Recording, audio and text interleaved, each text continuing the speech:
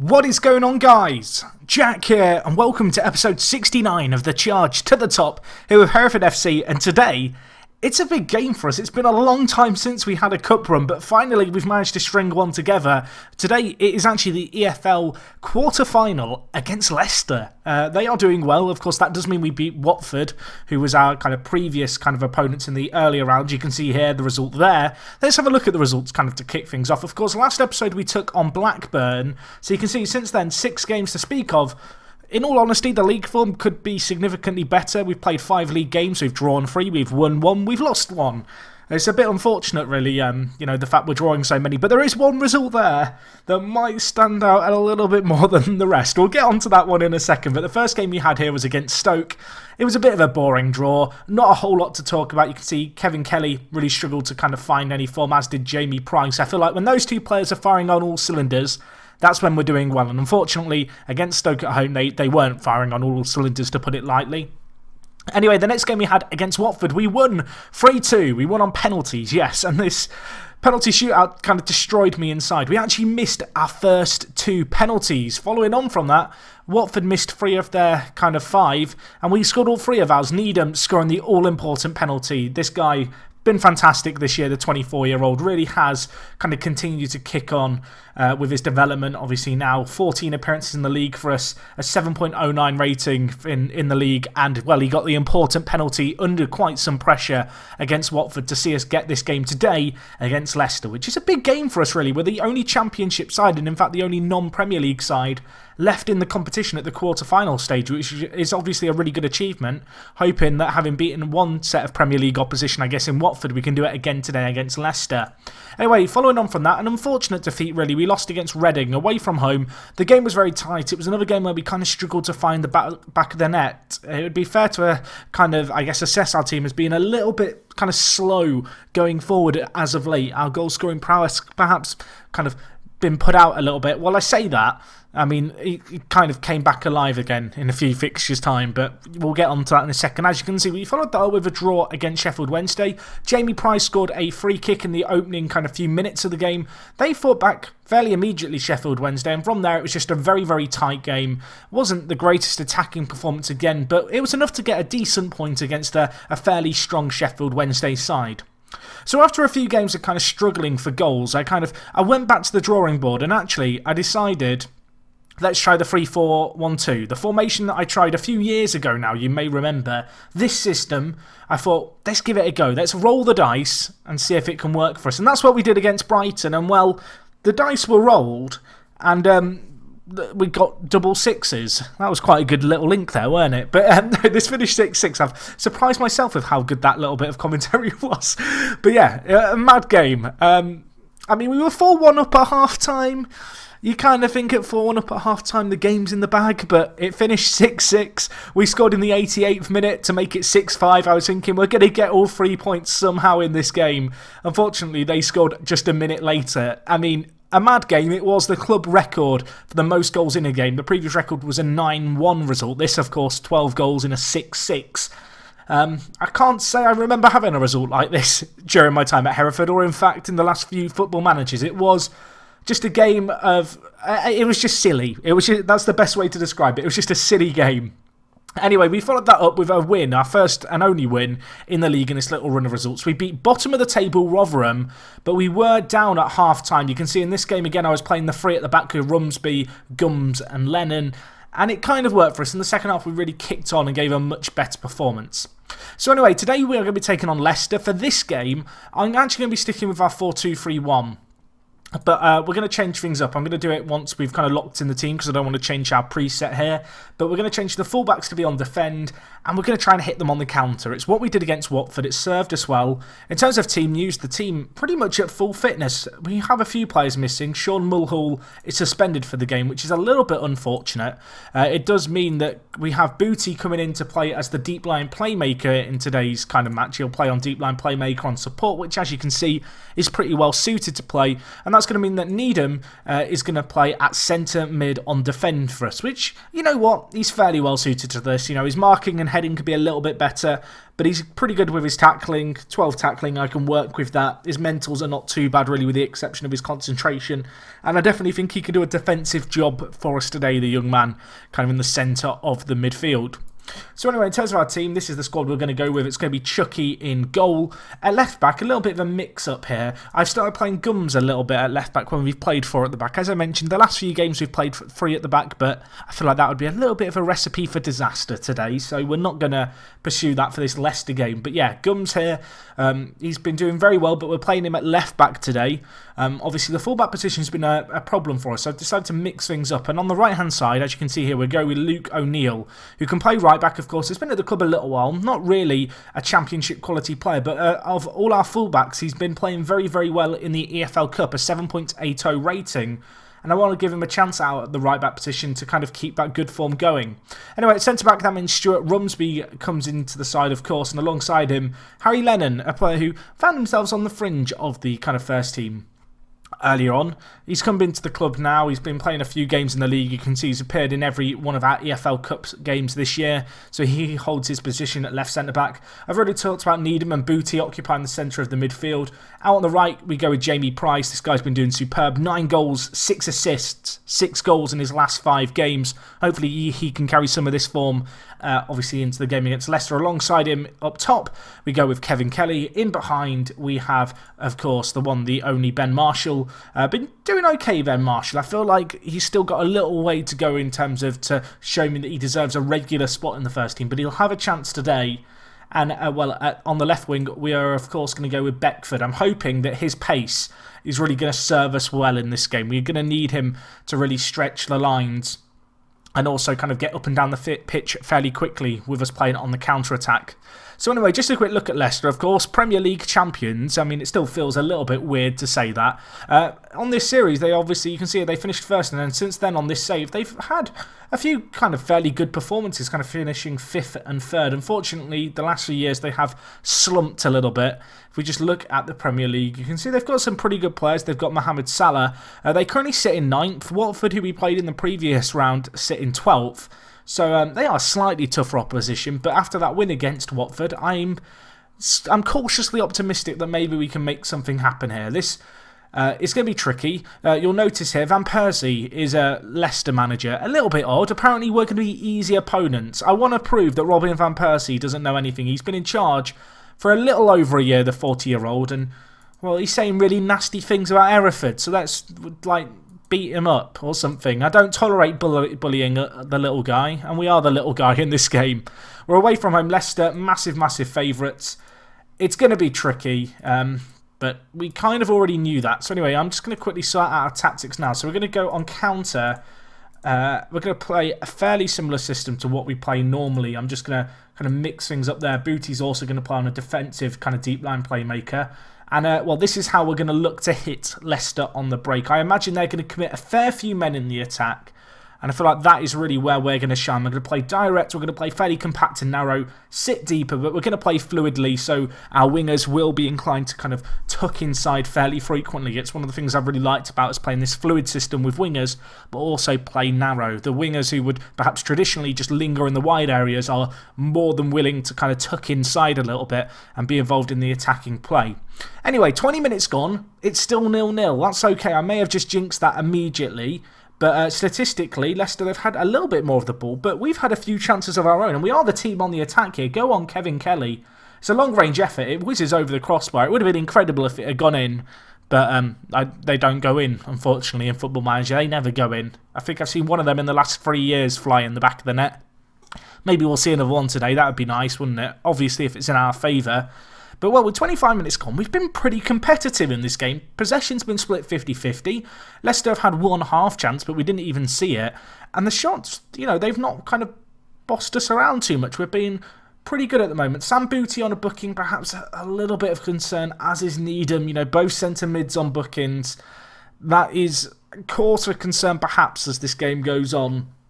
Of course, if this game was a draw, I do believe it would just go straight to extra time. That's what happened in our previous game against Watford. Of course, if we were to make it through this round, we'd be into the semi-final where the match is played over 2 legs, which could be interesting.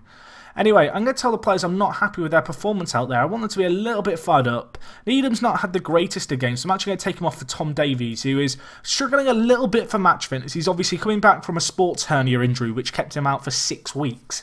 But we need to get on a fresh pair of legs, I think, in the centre of the midfield, and also fresh pair of legs that aren't booked. This Leicester side, by the way, pretty strong. They've got players like Berahino. I noticed, I think, Pasalic somewhere. Let's just check. What players have they got? I probably should have done this sooner, shouldn't I? But I'm curious. So they've got Pasalic, Van Ginkel, Berahino, Jack Ward, Diego Reyes, Cameron Carter-Vickers. It's a pretty good side. It's probably not full strength, actually.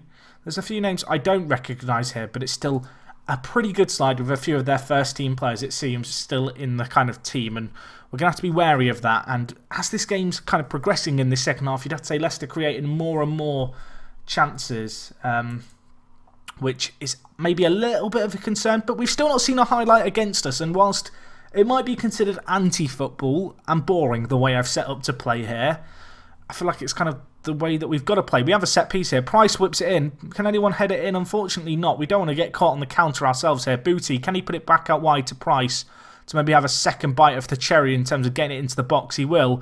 Whips it in. Diego Reyes is there. Cleared up only as far as Booty. Down with Marshall now. I mean, we've not seen much in the way of attacking football by either team, so this is a rarity here as Booty has the ball. Now with Marshall, up to Kevin Kelly. Can he hit it from range? He does. What a strike that is by Kevin Kelly. Take a bow, my son. What have we just witnessed? I said that I haven't seen one of those scored in FM. I feel this isn't quite the same thing, but it's a bloody good goal. He lashes it in 25 yards out, and it just loops into the far top corner. If there was a time to come up big for us, that was the moment. What a strike that is by Kevin Kelly. 20 minutes left on the clock. Booty passes it into Marshall. You think, Kevin Kelly, what are you going to do from here?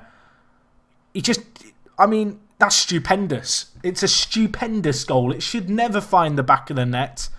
And, with that now hitting the back of the net, it's time to shut up shop and it's time to go on the defensive. Rojas is going to come into the kind of centre of the midfield. I'm going to drop Beckford, I think, deeper, potentially. The issue I've got is I don't have a left midfielder unless I want to do a sub now. I guess let's not change them, but let's put them on. Yeah, this is a bit of a problemo because I want to drop our midfielders deeper like this. I'm just going to have to play Beckford out of position, I think. Just because of the way that things are looking. Unless I play Marshall out of position. It'd be better to play Beckford in position. I'm going to bring in Anthony Ford. That's what we'll do. So Ford is going to come in and play on the left wing for us. A player who was a fairly important player in our team kind of many years ago now. In recent times has perhaps not found himself such an integral part of our team. But it's time to go and contain. It's time to get structured. It's time to just waste time at every opportunity. It's time to just boot the ball forward to our front men, I think, and just try and hold on now in what is left of this game. We are going to park the bus and park the tank, basically. We're going to have all but 2 men behind the ball. I'm going to leave Kelly and Price up top. Hopefully they can make something work, but really it's about just trying to see out this game now. 10 minutes left. We're on contain, we're on structured. We just want to try and see out this result and ensure that that one kind of strike by Kevin Kelly is enough to see us reach the semi-final, beating another Premier League team. And, time ticking away here, but there is going to be a chance one way or the other. I mean, they're going to be committing a lot of men to the attack. We do have the counter-attacking potential. Beckford with Price. Can he thread through Kevin Kelly? He can. Can Kelly find a finish? It would be an incredible strike from here. Unfortunately, goes wide of the mark, but good to see us still kind of creating a half chance there late on. Although we're playing on contain with 2 men up the field, they are capable of kind of relieving pressure on the players behind them. While the ball whipped in here, we just need to get rid of it once more. Referee, blow your whistle, please.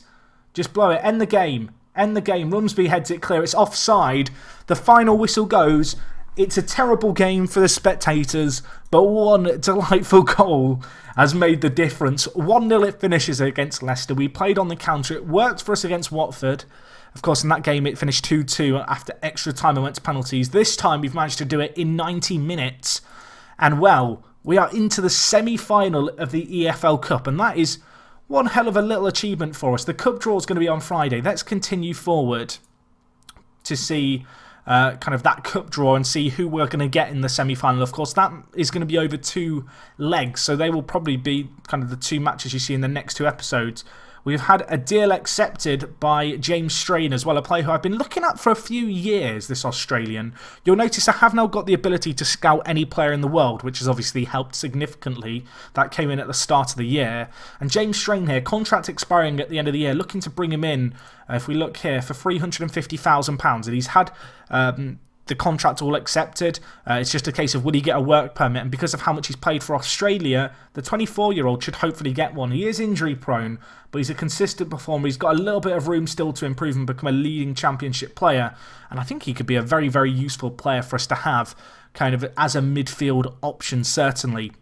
Anyway, you can see here a few other players I'm scouting. Now that we have the ability to scout any player in the world, it's quite nice. Strain's work permit application, it's been granted. Boom, there we go. We can immediately sign him. You're probably wondering, Jack, £475,000, how are we affording that? Well, we actually have a player going on the outs. The deal hasn't actually happened yet, though, so if we just go here, Andy McDonald, a player who we picked up on a free transfer at the start of last year, had a loan spell at Rochdale last season in the Vanarama National. He's going to be moving to Birmingham for £500,000, so that kind of fee for Strain is entirely covered by this deal here. Now, I quite like McDonald, but unfortunately, he's 19. My scouts don't necessarily think he has a ton of potential. And I think it'd be fair to say James Strain would be a better option in terms of offering strength to our team for a very, very similar price. So I'm very, very happy to get that deal done. That's another bit of good news for us, along with the fact that we beat Leicester. As I mentioned, in the quarter-final, all the other teams were Premier League opposition. So we're not going to get an easy semi-final, but we've taken down 2 Premier League sides already on this little cup run. Of course, the last time we had a cup run was a long time ago now. It was, I think, the Southern League Cup or Southern Premier Cup in our second ever season. That was the last kind of trophy that we won. In fact, that might be the last semi-final we reached as well. We've not really had all that many cup runs, but well, it's nice to go on one here in the EFL Cup. Tottenham making their way through, so that's interesting. I don't know when the remaining games have been playing. I wonder if there's 2 more to be played on the Thursday, given the fact the draw is happening on the Friday. Let's just continue through here. I want to find out who we're going to play. I'm pretty excited to be in a semi-final. The fact it's over 2 legs obviously is going to make it trickier for us because it limits your potential to kind of get a fluke result. Obviously, you've got to be consistent over 2 separate matches. I've got a few deals here I've been looking at. You can see this guy, Mustafa Diatta. Scouted him, found out about him. He was playing for Senegal's under-20 side at the African Cup of Nations. Probably not going to get a work permit, but can join us for £5,000, which I think is a pretty good deal for a player who could be, you know, a Premier League left midfielder in the future, but does perhaps have injury problems, but physically very, very gifted. And getting him for £5,000, I mean, we'll take that. Tristan Eden wants to talk about leaving to join Wolves. Don't go. Don't go. You can't go.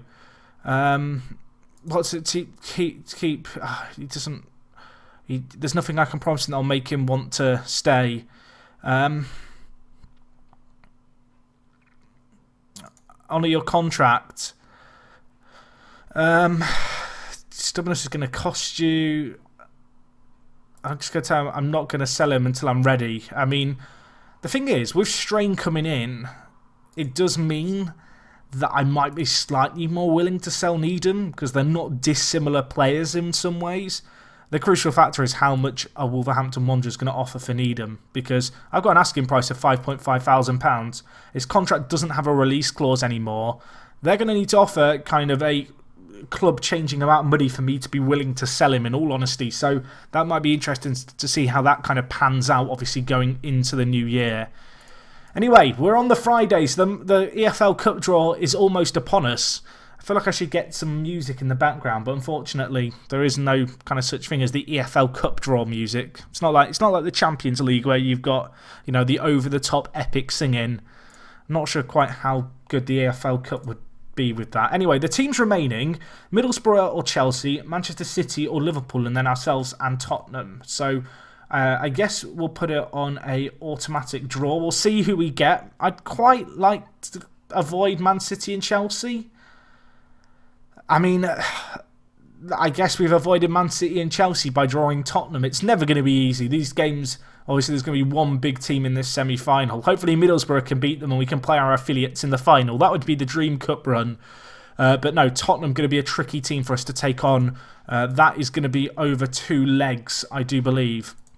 If we just look at that, has that been scheduled in now? It has. So that's going to be midway through next month. I think that's when we'll come back, actually.